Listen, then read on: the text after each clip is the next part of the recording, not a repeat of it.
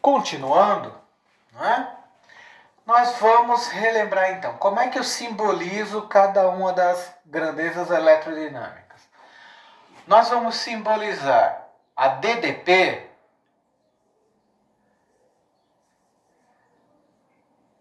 pelo V maiúsculo, a corrente elétrica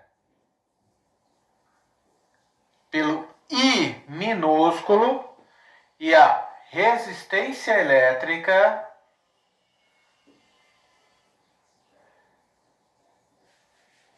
pelo R maiúsculo. E a primeira lei de Ohm, porque tem a segunda, tá, gente? Essa daqui é a primeira, que é a que a gente mais utiliza, inclusive, né? Primeira lei de Ohm. Ela relaciona essas grandezas da seguinte maneira: a DDP aplicada a um circuito ou dispositivo elétrico, ela é proporcional ao produto da corrente elétrica pela resistência elétrica desse dispositivo, desse material, desse circuito, tá? Ou seja, DDP é igual a corrente vezes resistência. E obviamente, né, por regra de 3, eu consigo isolar o que eu quiser aqui, né? Então, uma coisa extremamente simples. A corrente elétrica, ela será proporcional à razão entre a DDP aplicada e a resistência do material.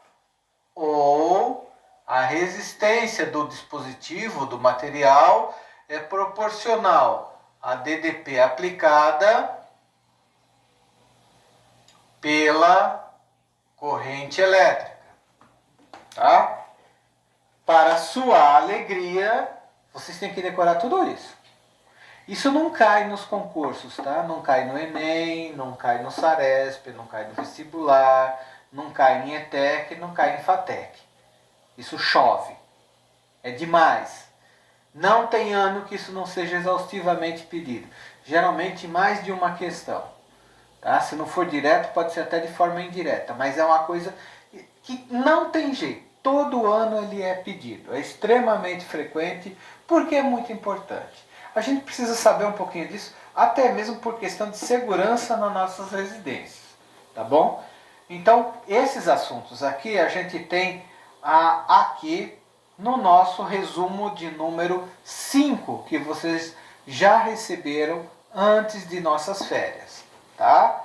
Obviamente, nós temos aqui um diagrama onde nós temos todas as variações das formulações utilizadas. Tá? Mas você não precisa decorar tudo isso. Você sabendo essa regra aqui e a derivação dela, você tira tudo. Então, não precisa gastar memória decorando todas essas variações, formas de escrever aqui. Dá para calcular tudo. Se você tem facilidade de decorar, tudo bem, decora. Se não, decora essa e aprende a obter as outras, tá? Tudo isso daqui é obtido através disso daqui. Rapidinho, em menos de 30 segundos, você faz as derivações. Tá bom? Bom, consequência disso daqui. Vem nós sabemos a DDP, nós sabemos a corrente elétrica e nós sabemos a resistência elétrica. Mas tem uma quarta grandeza que ela é derivada. Essas são as primárias. Primárias porque elas determinam as outras. Mas tem uma secundária extremamente importante, que é a potência elétrica.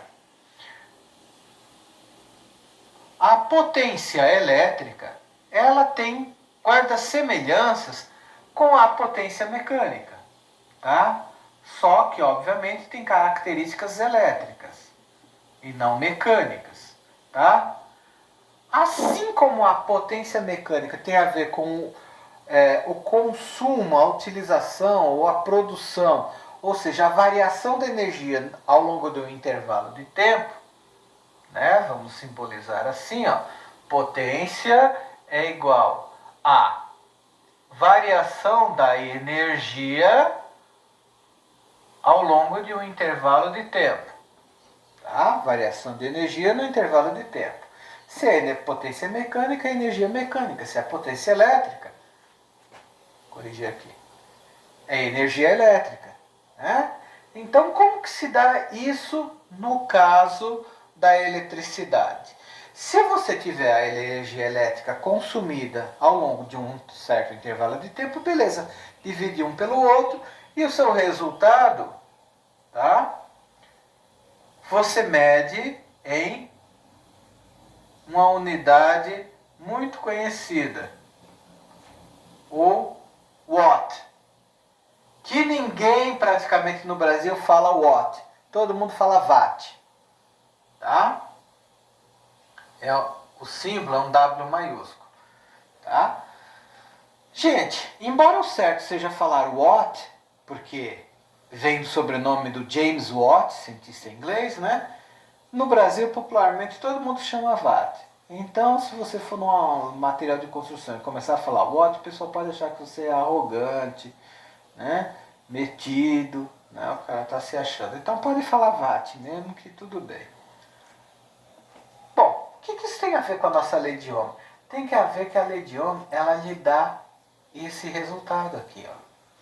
Você pode obter, caso não tenha energia e o tempo de utilização, você pode ter a potência elétrica fazendo o produto da DDP, da tensão, da diferença de potencial pela corrente elétrica. Tá? Você pode calcular dessa maneira aqui. Se você tiver a DDP e a corrente. Mas vai que você não tem a DDP ou não tem a corrente. Tem outros jeitos de calcular. Utilizando a lei de Ohm, você também pode obter aqui, ó. Você pode obter que a corrente elétrica, ó, a tensão não é I vezes R. Então, em vez de escrever V, eu posso escrever I vezes R aqui. Isso vai me dar o quê? I quadrado vezes R. Tá? Ou vai que você não tem o I aqui. Como é que você escreve a mesma equação, mas se você não tiver o I? Tá? O I não é V dividido por R? Então você reescreve aqui e ajeita a equação. Vai ficar V quadrado dividido por R. Então nós temos que a potência elétrica eu posso calcular usando todas essas equações aqui são equivalentes. Eu posso calcular a potência elétrica dividindo a energia consumida ou produzida durante o tempo de utilização ou de produção, ou a DDP multiplicada pela corrente, ou o quadrado da corrente vezes a resistência, ou a divisão do quadrado da DDP pela resistência elétrica. Ou seja, são 4 fórmulas aqui. Todas elas dão o mesmo resultado para a mesma situação. Você usa qual delas? A que lhe for mais conveniente, mais agradável no momento. Aquela que você tem as informações. Tá?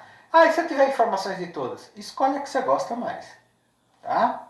Para quem ficou perdido, por que isso é igual a isso, é igual a isso? No próximo vídeo eu faço a demonstração matemática do porquê que é assim.